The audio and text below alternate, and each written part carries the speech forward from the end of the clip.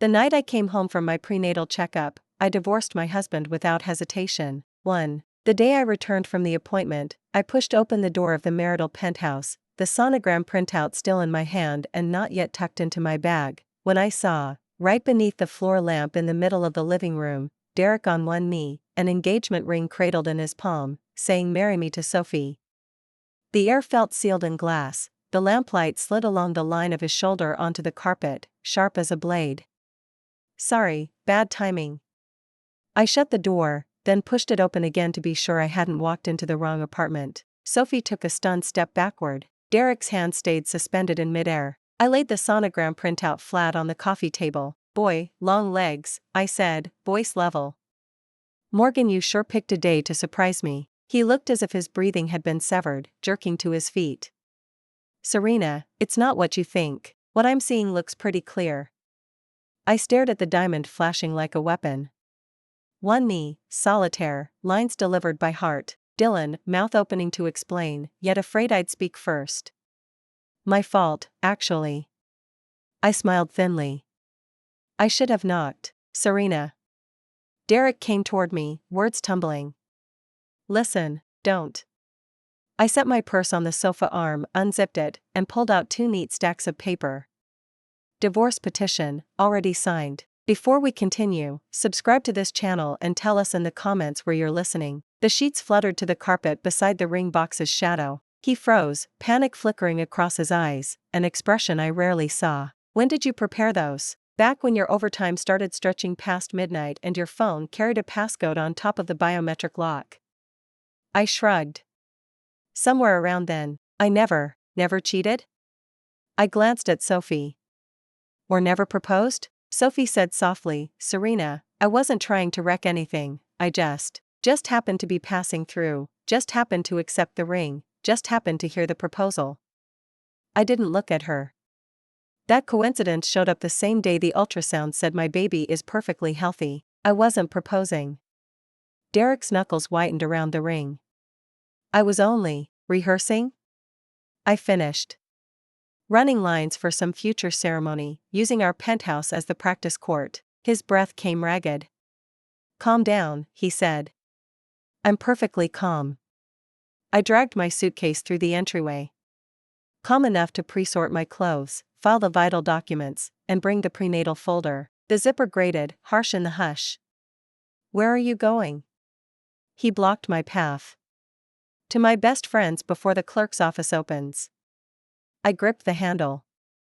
Her couch is softer than this one. We can talk. We already did. I lifted the case.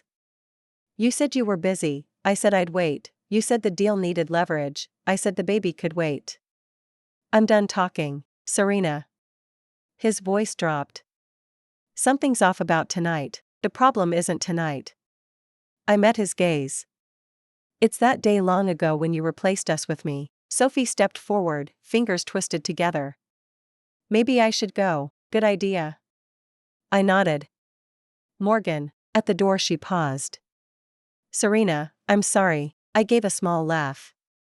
Apologize to someone you actually married. The latch clicked, leaving only us and the ill-timed lamp. I never meant to betray you, he said hoarsely. I'm not marrying her, so you were practicing dumping me instead. I shrugged.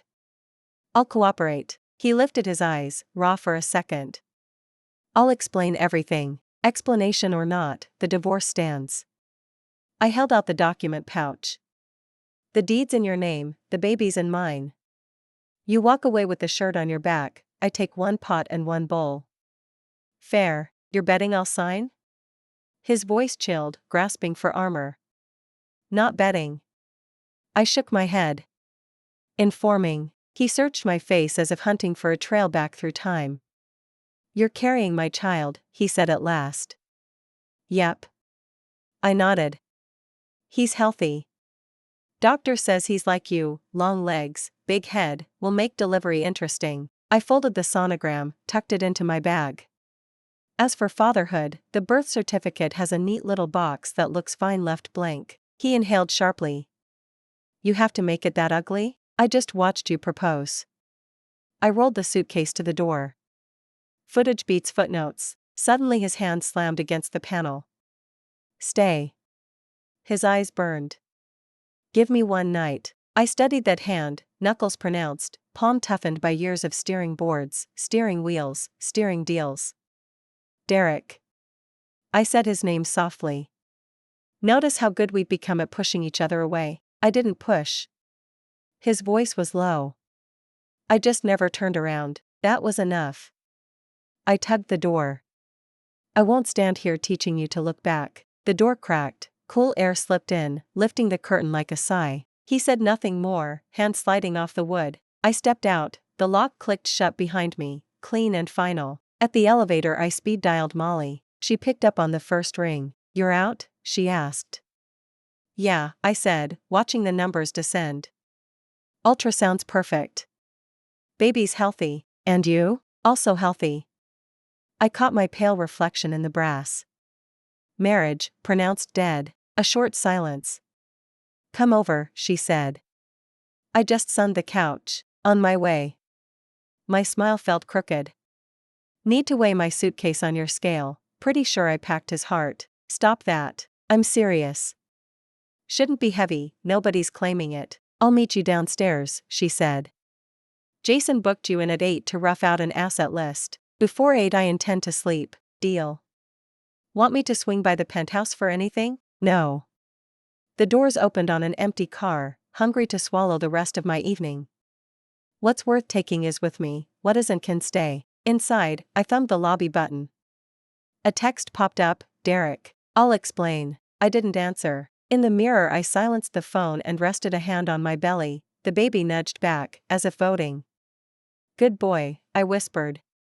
From now on we look at facts before stories. The car settled on the ground floor. I hauled the suitcase out. Night air crept through the glass facade, carrying the city's low simmer, lights blinking like a stew on gentle heat. At the curb I drew a slow breath and conducted my own tiny farewell. No banquet, no toast, no encore, I said. Show's over. Headlights glided up, Molly leaned from the window. Get in, she called. My treat, extra wings, iron boost. Doctor vetoed fried. I stowed the bag. Make it beef noodles. Done, she said, flicking on the turn signal. But I'm adding cilantro. Then I'm adding a clause, number 2 a.m. cilantro in our friendship pact. She laughed, then caught herself. Buckle up. Don't play tough. I closed the door, seatbelt clicking in rhythm with the dash lights. We pulled away. I didn't look back. I knew the penthouse window was still lit, the lamp holding its lonely stage, but I had already taken my final bow. The late-night DJ murmured through the speakers, nights turning cool, friends, may you all find shelter before dawn. I rested a protective hand on my belly and answered under my breath. We just did, too. Molly killed the engine in front of her building and studied me. You're still pale, she said. Noodles later, shower first. Your bathroom spotless. I'll feel guilty dripping on it, then I'll smudge it up. She pressed keys into my palm. Tonight the world babies you. I smiled, climbed the stairs, motion lights counting me upward like a runway. Inside, the living room looked staged for a magazine shoot. The sofa radiated sun warmth. I parked the suitcase crooked, shoes askew, small territories claimed. Marking ground? Molly asked, bringing hot water. Permission granted, be the cat. Cat needs sleep. Cat needs food. She produced a thermos. Vegetable beef broth, low oil, doctor approved. I sipped, warmth spread and the baby rippled in approval. Thumbs up from the passenger, I said. Kid's learning fast, choose better men than his dad. I stayed quiet, deflated but exhausted, a punctured balloon too tired to whistle. My phone winked on the coffee table and dimmed. What did he text? She asked. I'll explain. Your reply? None required. 8 o'clock with Jason, and you're coming, naturally. She rose. I'll start a basic asset worksheet, we fill it tomorrow. Wait, I called. One favor, name it. If I cry, don't comfort me. She raised an eyebrow. I'll sit beside you crunching chips for soundtrack. No cilantro flavor, would shatter the alliance. She mock saluted. I laughed, the sound collided with the ache behind my eyes like ice clinking in a glass. Still love him? She asked. Tonight we discuss deeds, not hearts. Surname's your call, she said. Statute's on your side. He'll probably fight. He can try, he'll meet my lawsuit first. She patted my shoulder. Sleep. In the shower, hot water pelted my back, stripping the day layer by layer, yet no tears came. Through steam I muttered good job, swallowed by the roar of water. When I emerged, the guest bed was turned down, curtain half drawn, a stripe of streetlight lying across the quilt like a quiet companion. Yell if you need anything, Molly said from the doorway. I'm pulling an all-nighter. You've still got work tomorrow. I took the day off. She stretched like a cat. Best friend acute marital necrosis, sounds medical and totally justified. Her joke made me laugh. I slid under the blanket, back to the door, my belly cradled by the quilt like a little boat pulled onto shore. The light went off, the room sank into silence except for the occasional clack of a keyboard next door, as if someone were balancing the ledger of my day. Just before I drifted off, the phone lit up again. This time I didn't look. At 7:30 the alarm rang. I woke clear-headed, as if someone had fluffed the cotton inside my pillow while I slept. Molly appeared with a glass of warm milk. No heroics today, she said. We follow the checklist. Follow the checklist, I echoed. No improv. Before leaving I twisted my hair up and shrugged into a loose trench. The woman in the mirror looked calm with a stubborn spine. You look badass, Molly decreed. I'm afraid the judge will think I came for a photo shoot. Relax, the lawyer looks meaner. We reached the firm before 8. The receptionist was just putting fresh flowers in the vase, their faint scent like shrink wrap on the air. The attorney, Jason, maybe 35, had sharp eyes and a level voice. Facts first, goals second. He slid paper and pen across. What outcome do you want? Divorce, I said.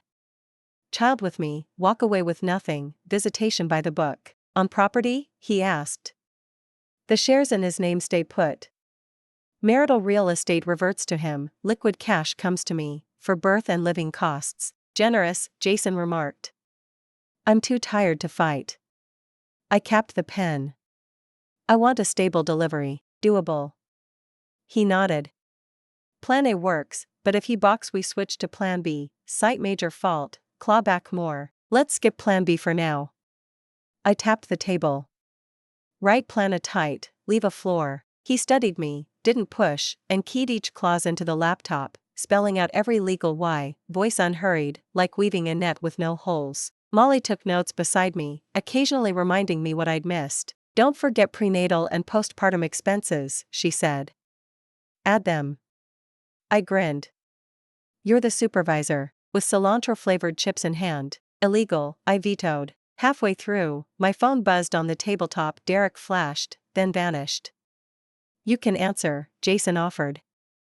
If they want to talk, we can talk. Nothing will come out of talking today, I said.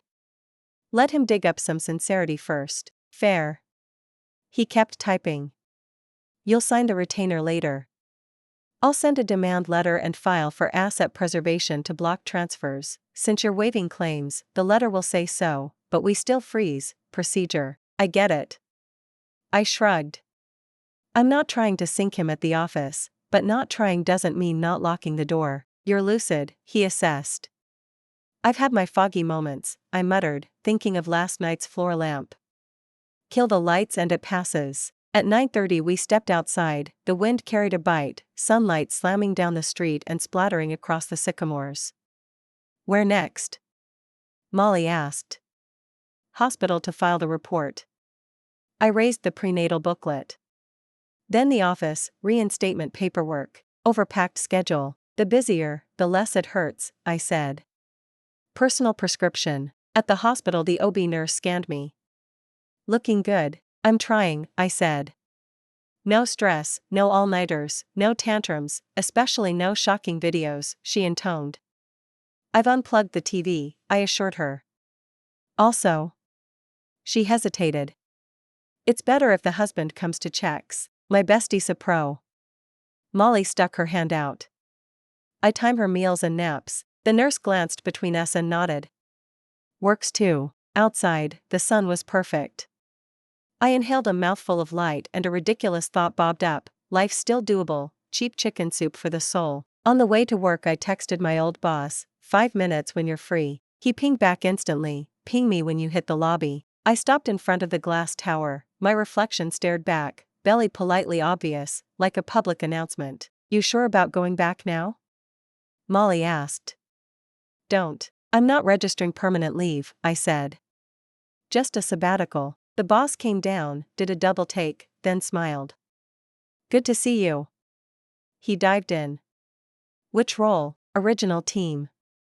2 months remote postpartum, then full-time. I handed him a one-pager, deliverables, weekly KPIs. He skimmed and nodded. HR will squirm. I'll calm them, I said. Give me a number I can hit. Trial month, then. He extended his hand. Welcome back. I shook it, a tile in my world clicked back into place. Outside, Molly gave me 2 thumbs up. You wore armor today, she said. Patting underneath, I replied. Very warm. My phone lit again, different number.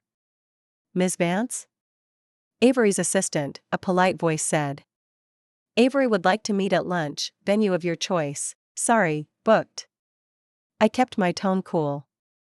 Have him send counsel's contacts, mine will liaise. He feels family matters need no attorneys. I also feel proposals shouldn't interrupt prenatal checkups. I hung up and stuffed the phone away. Next time, text. Molly studied me. Brutal, perfect, she judged. I just don't want to cry on the sidewalk, I said. Then food, she proposed. Celebrate re-employment. Fine, I added, beef noodle. That's revenge for yesterday's rain check. Exactly. We grabbed a window table at the hole-in-the-wall downstairs. The owner remembered me and asked, heat level? Mild. I exhaled. Tiny thrill is enough. Steam rose when the bowls arrived. The first mouthful coated the empty spot in my stomach like a quilt. Halfway through, a black sedan pulled up outside, plate I knew by heart. Molly set her chopsticks down. He's here, she said. He shouldn't be, I replied, but it's public, so whatever. The doorbell jingled. Derek stood framed in the doorway, his shadow folded over the tiles. He spotted me, paused 2 beats, then approached. The owner greeted him, noodles? He shook his head, gaze locked on my face. Serena, he said, we need to talk. I'm eating noodles, I answered. I'll wait till you finish, he insisted, rooted to the floor. 10 minutes. I eat slow, I reminded. An hour, then. Molly's fingers brushed my arm, your call. I sipped broth, tucked every emotion away, then met his eyes.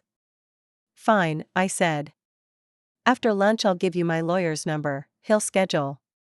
His brows twitched. I want to explain face to face. You will, I agreed. With counsel present. Silence clogged his throat, 2 beats later air came out. Okay, he said. Your rules. Not my rules, I corrected. The rules. He stepped back to the doorway, spine straight like he was bracing against a gale, and waited. I kept eating at normal speed, chatting with Molly about weather, jobs, whether tonight's milk gets honey, stitching life back seam by seam. Done, I wiped my mouth and stood. Let's go, I said. Where? He asked. The firm. I looked at him. Didn't you want to explain? His Adam's apple jerked, swallowing words. Fine. He opened the door. I'll drive. No need. I pointed left. We walk, 15 minutes, wind's perfect. He didn't argue. Outside, the breeze lifted, I belted my coat, belly rounded under the fabric, the baby turning as if adjusting his seat. Easy, I whispered to the bump, and added silently, every step we take now counts. 3. The conference room at the firm felt like a freezer. Bright noon sunlight outside couldn't warm the contracts lying on the table. Derek sat opposite, outwardly calm, veins roping the back of his hands. He placed a recorder between us. Serena, what you saw today isn't the truth. The video says otherwise. I slid the folder forward. Ring, Neil, script, crystal clear. It was a setup. His eyes held mine. Eleanor and a competitor swapped the ring, shot the footage, forced me to play the part. I gave a thin laugh. Forced? Knife to your throat? She's holding a contract loophole. If I didn't comply, the stock would nosedive, employees get axed. His voice cracked. I had no move, except to let me walk in on it. I cut in. Jason tapped the table. Mr. Vance, conspiracy theories require evidence. Derek's stare flashed offense, then cooled. He drew a stack of printouts from his briefcase, email strings, contract copies, a ring invoice. The purchase wasn't on his card. Molly flipped pages beside me, sniffing. Classic Arana switch. Serena, Derek leaned forward, eyes glass bright. You really believe I'd propose to someone else while you're 7 months pregnant? I said nothing. Inside me the baby nudged, a small reminder. Jason stayed clinical. Mr. Vance, even if you were set up, marital trust is shattered. If you intend to repair, offer concrete concessions, custody, assets. I'll give everything, he said, voice raw. Shares, property, all of it. Just, don't cut me out of the child's life. A hush settled, thin and sharp. I lifted my gaze, throat stinging. You're sure? The company has always been your oxygen. He met my eyes. Not anymore. Without you too, the company is just an empty shell. It was the first time he'd said anything like that. His voice sounded like sandpaper scraping. My chest tightened for a second, but I flattened it fast. The baby stays with me. You get visitation. Don't dream of more. I'm not dreaming. He looked at me. I'm just begging you not to lock me out completely. Casey, who shut the door? Think about it. The air froze for a moment. Jason flipped open the contract. In that case, we'll draft a supplemental agreement. If Avery has no objections, please sign. Derek took the pen, but his fingers locked and wouldn't come down. I stared at him, and a wild thought bubbled up. If I hadn't pushed that door open that day, would everything still be running on pretend, at least long enough for the baby to be born? But pretend is always pretend. Sign. I said it low. The moment the tip touched paper, his Adam's apple rolled hard, like he'd swallowed a burning stone. The soft hiss of ink soaking into paper was almost inaudible, yet it carved a trench between us. After the meeting, I stood, hugging the files, and walked straight out. Derek called behind me, Serena. I didn't look back. Outside the lobby, sunlight slapped my face, stinging my eyes. Molly hooked her arm through mine, whispering, "Don't rush. Breathe. Walk slow." I nodded, forcing my lungs steady. In the glass wall behind us I saw his reflection, Derek standing inside like a man trapped in an aquarium, mouth moving, no sound coming out. Traffic roared. Wind carried gasoline fumes. I lowered my head and told the baby, "Don't be scared. Mom's walking steady." The baby nudged again, as if answering. I laughed, bitter. Looks like you're braver than me. 4. My reinstatement interview was set for 2 p.m. Few people in the elevator. In the mirror I stood straight, belly pushing the trench coat into a curve. The receptionist saw me and stood up smiling. "Long time no see. Came back to look around," I said. "HR's in today," she whispered. "Don't be nervous. I've got a built-in shield." She laughed out loud. In the conference room the blinds were half drawn, sunlight sliced the table into 2 halves. HR manager Zheng's eyes were professional, voice strictly business. "You've applied to return to your original position. Your reasons are clear. I can deliver." I slid the prepared form across. Weekly updates, 2 months remote, back full-time after the doctor clears me. She flipped through and nodded.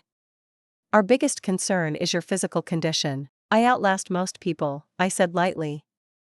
"I sleep at 6, wake at 8, built-in alarm clock." She glanced up, a smile tucked in the corner of her mouth. "Second question, are you emotionally stable?" "Stable," I said. "I pulled the TV plug yesterday." Manager Zheng set the form down.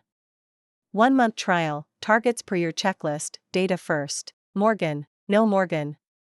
She closed the folder. "We're just mutually enabling work." In the corridor it was quiet, blinds cast shadows like neat grids. I leaned against a window and exhaled. The baby shifted right. "Don't pick sides," I murmured, rubbing. "The middle's more comfortable." Phone buzzed. "Molly. How'd reinstatement go?" "Approved, trial month. Beef noodles waiting to celebrate." I sent back okay, pocketed the phone, headed for the elevator. Doors opened, Derek inside. His silhouette cut hard under the cold lights. I didn't move, he didn't move, the doors politely closed again. I turned for the stairs. His leather sole struck the metal treads one step behind, steady like a heartbeat refusing to lose. I pushed the stairwell door first. Wind rushed in, smelling of cold steel. Stop following. I'm going down, you're going down, physics, not stalking. Then I'll go up. I'll go up too. You're boring. I'm afraid you'll tire. I stopped and turned. Avery. I kept my voice flat. The workplace isn't for private issues. Then let's stand outside for 5 minutes. He glanced at my shoes. You sit, I stand. I thought 2 seconds, walked down. Outside, the steps were sun-warmed, autumn wind snapped the flag overhead. I sat on the planter's edge. He stood 2 steps away, hands in coat pockets, as if reining himself in. I found it, he began. The ring that day, Eleanor had her assistant buy it, the charge is on her card, the courier slip too. She used my office spare key, slid the box into my drawer, and had someone blind the camera zone. Thorough, I said. The video was edited, he went on. Someone stitched fragments of Sophie's and my conversation. The marry me line was me telling her to tell Eleanor, marry me, and my habit of setting traps. The tail was cut off. I smiled, paper thin. You want me to believe half a sentence? I'll show you the raw file. He lifted his phone. But I know a file can't replace the days I wasn't there. Wind flipped his coat, he held it down like holding a belated apology. Serena. He met my eyes. I thought handling the company was guarding our home.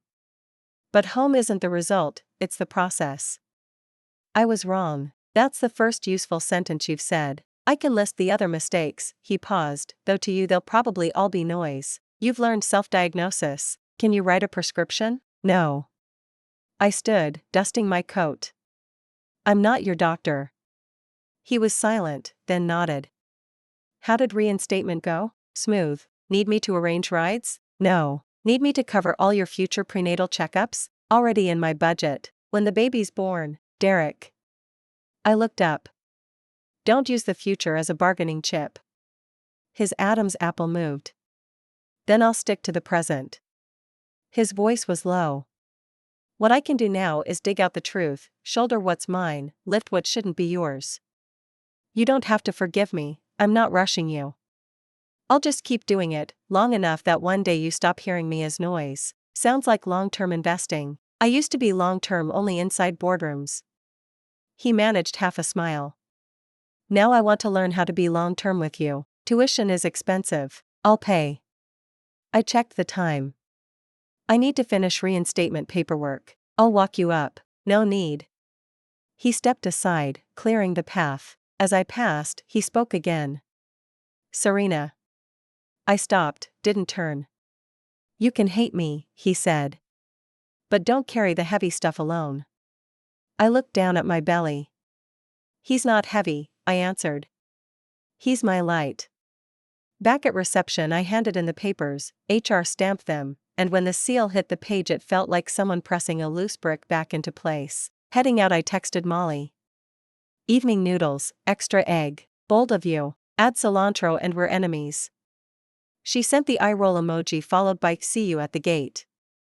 I laughed, then folded the laugh away. Light outside was steady, tree shadows made shallow grids on the ground, and I stepped on them, pace even. Phone buzzed again, unknown number. Hi, it's Sophie. I paused a beat. What do you want? I'd like to apologize in person, her voice was low. And tell you details I know. Not asking forgiveness, just clarity. Location? You choose. I glanced at the cafe across the street, then at my belly. Make it a tea house, I said. I'm on warm water only these days. She gave a soft hum. Not today, I added. Tomorrow 10 a.m., okay. After hanging up I logged the time, then texted Jason. 10 tomorrow, I meet Sophie. Wait 15 minutes nearby, got it. Wind turned the leaves shiny, like pages being flipped. I tightened my coat and walked toward the subway, satisfied I'd done what the day required and dropped what it didn't. On the way home I stroked my belly. Good behavior today, I said. No answer. The baby slept, quiet as a nap. I remembered the nurse's orders. No excitement, no late nights, no stimulating videos. I nodded at nothing. I'll try to follow doctor's orders, I said, especially the first one. 5. Next morning the tea house was half empty, air soft with leaf scent. I took the window table, ordered a pot of long jing and a cup of warm water. 10 on the dot, Quinn.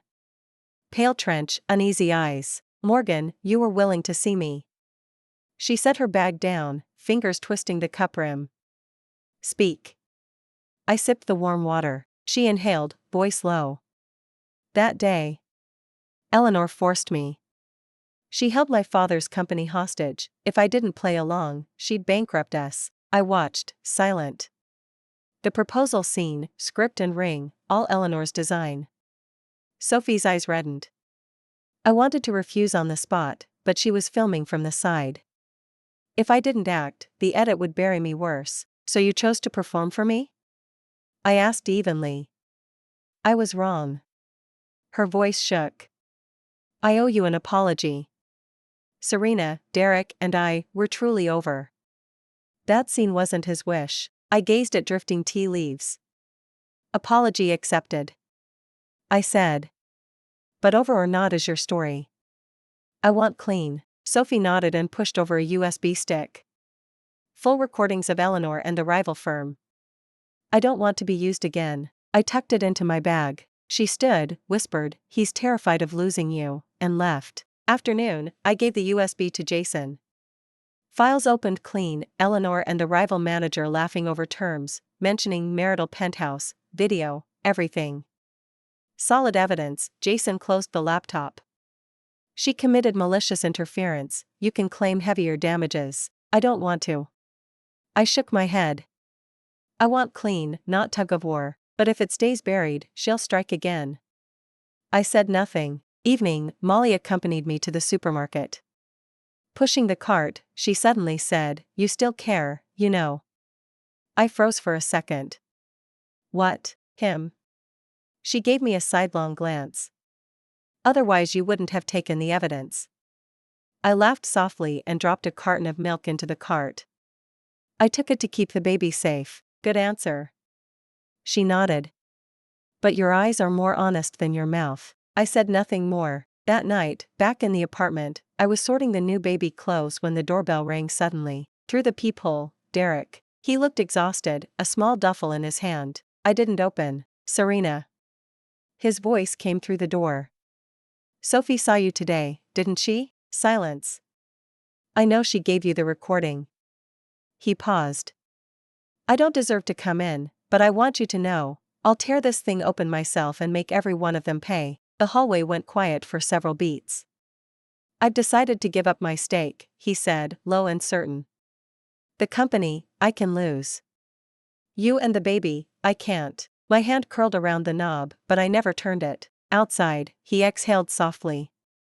When you're ready to let me explain, I'll be here. Footsteps faded away. I leaned against the door. The baby kicked hard, a sharp little jab. I rubbed the spot and whispered, are you knocking for him? The room was still except for the sound of my heartbeat. 6. At 10 that night I was on the sofa cutting tags off newborn onesies when my belly cramped, like a fist gripping me from inside. Ellis, then gripping again. Cut it out.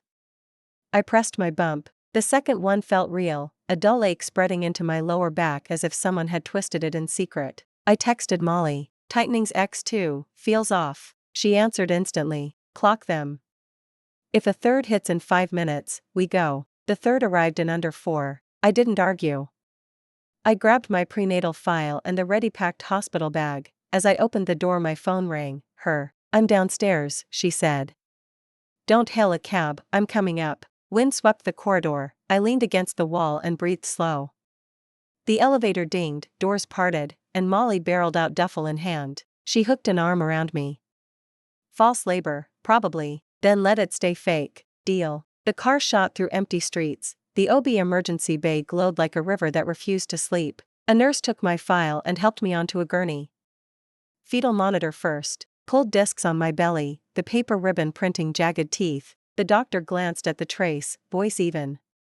Regular contractions, a bit close. Oxygen and observation. Can I still make my meeting tomorrow? I tried for calm.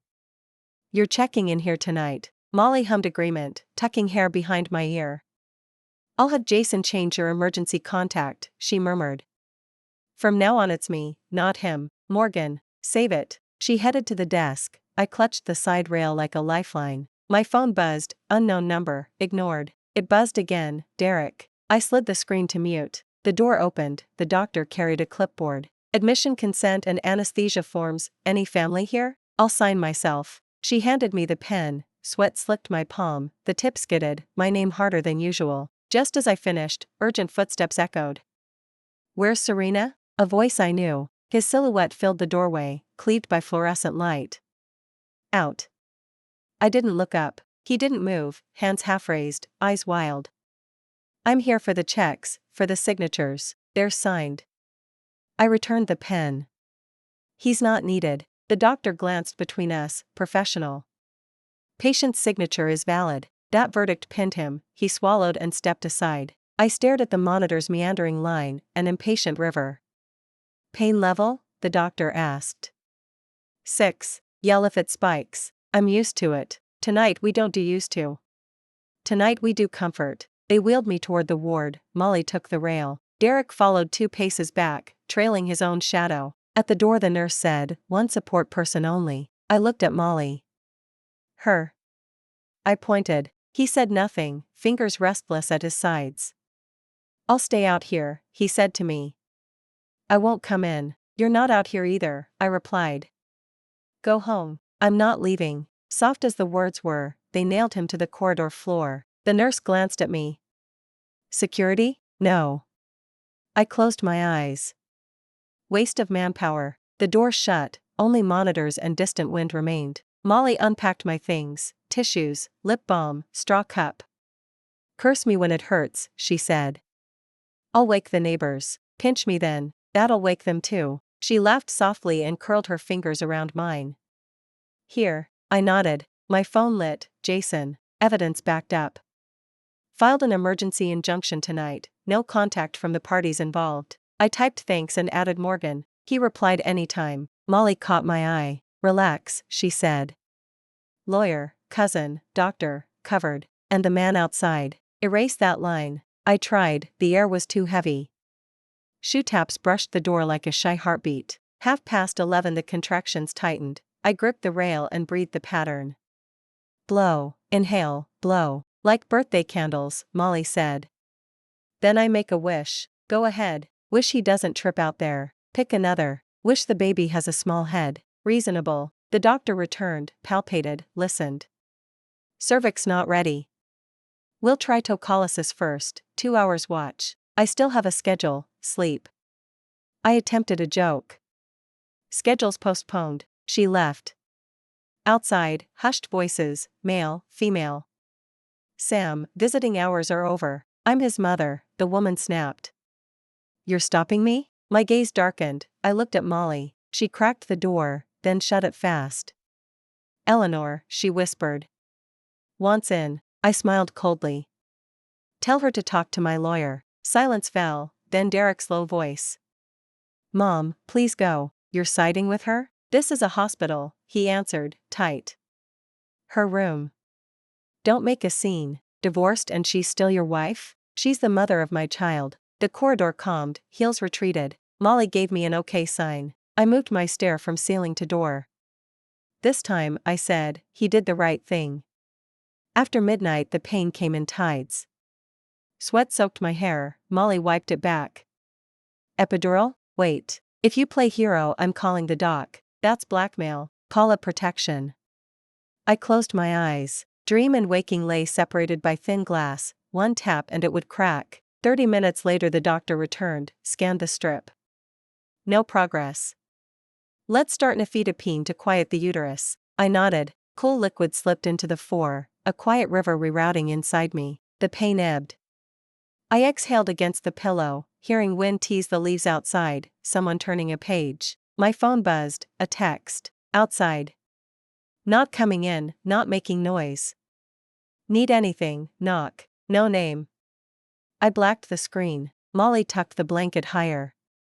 Sleep. You too. 10-minute nap, alarm set. She folded herself onto the recliner, a cautious cat. I watched the ceiling until my eyes watered and dried again. The light dimmed, nurse shadows flicked past the door like wind. Last thought before oblivion, every signature tonight is a promise to myself. Somewhere a man cleared his throat, quickly swallowed it. I didn't wonder who. Tonight the story stays outside the door. 7. At 3 a.m. the contractions twisted like knives, sweat drenched my back.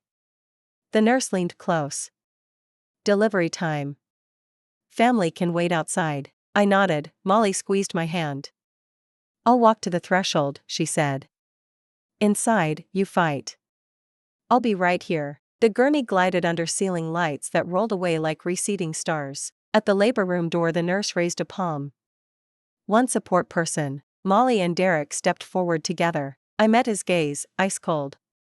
Her. He hesitated, throat working, then backed into the corridor, fists clenched. The door sealed white. Contractions crashed faster, breathing techniques shattered against them. Hold on, the doctor urged. I white-knuckled the rail, tears forced out through clamped teeth. Hair soaked, Molly said, towel in hand. Treat it like a battle. Battles need guns. I'm empty-handed. You've got teeth. I couldn't laugh, air sought in and out. Then, complete dilation, push when you feel it. Everything blurred, I heard myself scream. Dawn at 6, an infant's cry sliced the air, bright and impossibly tender. Eyes shut, I let tears slip.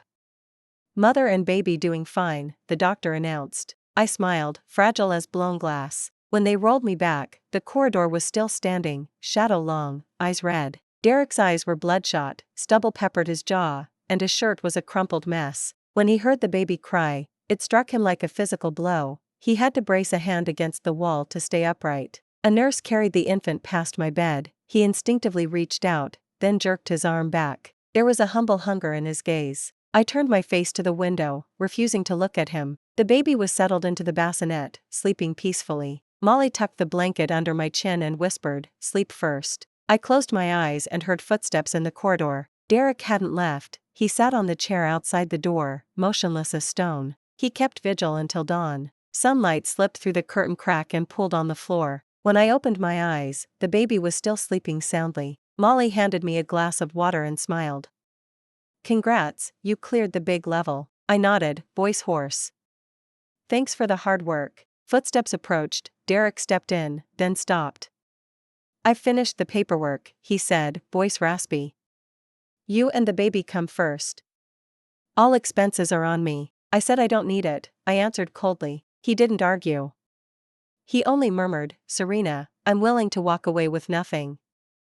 Just let me stay beside you and our child. The air went still for a moment. I looked at him, emotions surging, but said nothing. In the bassinet, the baby stretched, tiny fingers clawing at the air as if grasping an invisible thread. 8. 3 days after discharge, I settled the baby in his bassinet, curtains half drawn, sunlight filtered fine as silk. My phone buzzed with a finance news alert. Dance Dynamics calls emergency press conference. I tapped open the video, Derek at the podium, expression composed, voice steady.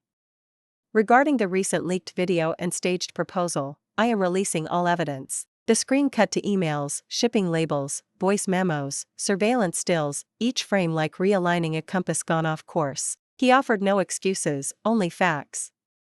I did not betray my marriage. I do admit I was chronically absent from it. He paused a beat.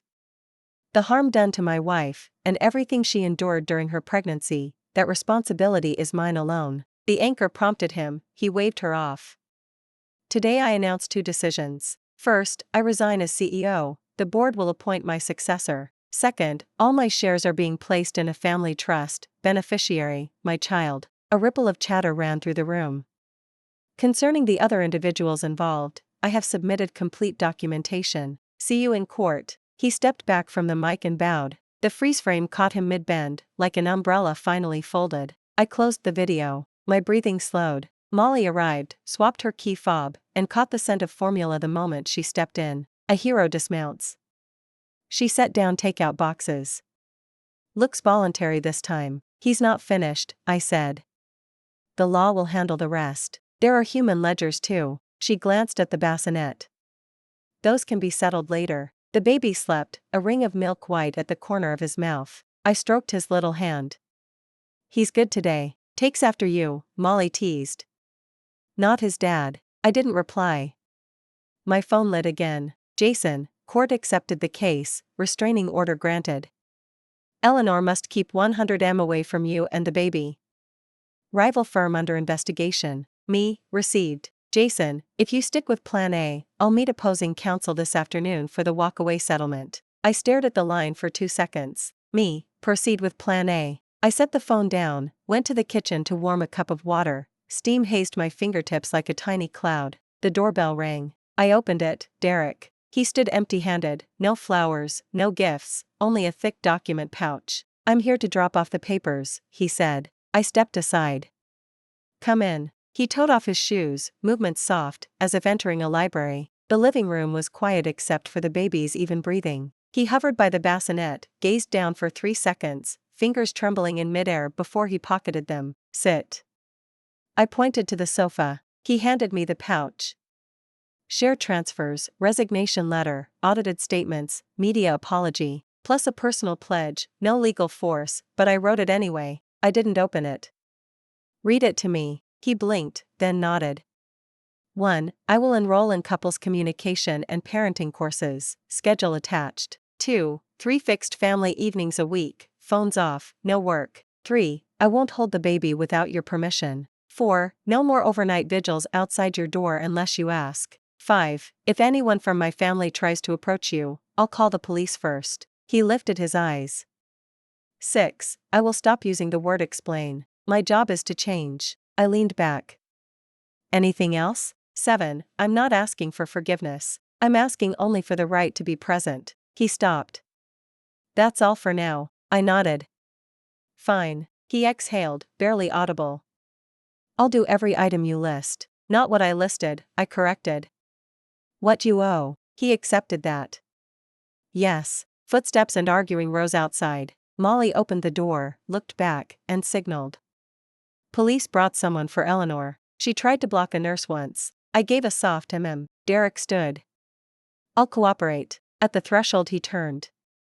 Serena, say it. Sorry. The long overdue apology landed quietly, no longer just wind. I didn't reply. He shut the door, his steps faded down the hall. The room settled again. The baby woke with a small grunt. I lifted him, clumsy, like handling a priceless fragile gift. He gripped my finger, tight. Time to eat, I told him. Eyes closed, he seemed to smile. A week later the case hit a milestone. Eleanor was escorted to assist the inquiry. Executives at the rival firm were summoned. The story trended. Don't look. Molly flipped my phone face down. You're in recovery, not digesting headlines for breakfast. I was checking the weather. You'd read conspiracy into a sunny icon. I laughed. Today's Sophie. Then let's spend Sophie Day on something useful. Like your mediation meeting. She meant the session Jason had set. Not a reconciliation, just co-parenting terms and safety lines. I nodded. I'll go. Conference room, sunlight sliced into bars by Venetian blinds. Jason spread the agenda.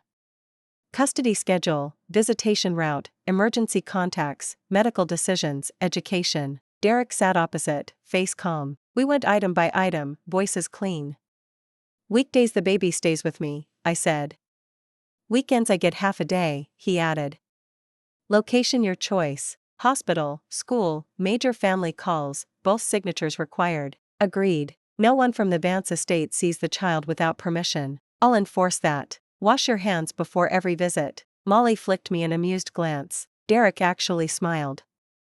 Executed. Last item. Jason looked at me. Marital status. 2 seconds of quiet. I met his gaze. We already signed the divorce petition. Today I confirm, we proceed. A flash of pain crossed his eyes, gone fast. I'll cooperate, I added. After the divorce, we start over, as 2 individuals, 2 parents. We learn everything from scratch. His shoulders loosened visibly. Good. You said long term. I did. Then we start with co-parenting. Starting. When the words landed, something solid formed inside me, not a retreat, a step forward. After the meeting he halted at the corridor's end. I walked past. He didn't block. Wind strong, he said low. Drive safe. You too. He nodded. If you need me, I'm here. I know. I didn't look back. Sunlight lay on the floor like golden slabs. I walked across, pace steady. The day we filed, the clerk's window sported red paper blossoms. The officer slid 2 deep red booklets across the counter. I took them, no hollowness came, more like folding an outdated map and tucking it in a drawer. Outside, wind blew just right. Derek stood on the bottom step, not approaching. "Ride home?" he asked. "My own way." "Okay." He stepped back, clearing my path. We stood side by side a minute. Silent, unflinching. "Baby sleeps light," I said first. "That dim nightlight you bought is too bright. I'll swap for a softer one." What else needs changing?" "I'll send the list when it's ready." Executed. I slipped the booklet into my bag and zipped it. Later. "Jamie, you too." I descended the steps. Wind flipped the leaves, showing their paler undersides. That night the baby slept against me. Distant traffic hummed beyond the window. I set the dim nightlight to its lowest glow. The room felt gently covered, like under a light quilt. My screen lit, a short text. "Morgan, let's learn this parenting thing together. Not forgive me. Not one more chance. Just learn together." I replied, "Okay," and laid the phone face down. Watching the baby's lashes, I thought of a simpler image. We aren't renovating a half-collapsed house. We're pitching a tent. Starting with the first stake. First skyline. First vow to keep the wind from tearing it away. I bent and kissed his forehead. "Night," I whispered. Outside, the wind paused a second, as if listening.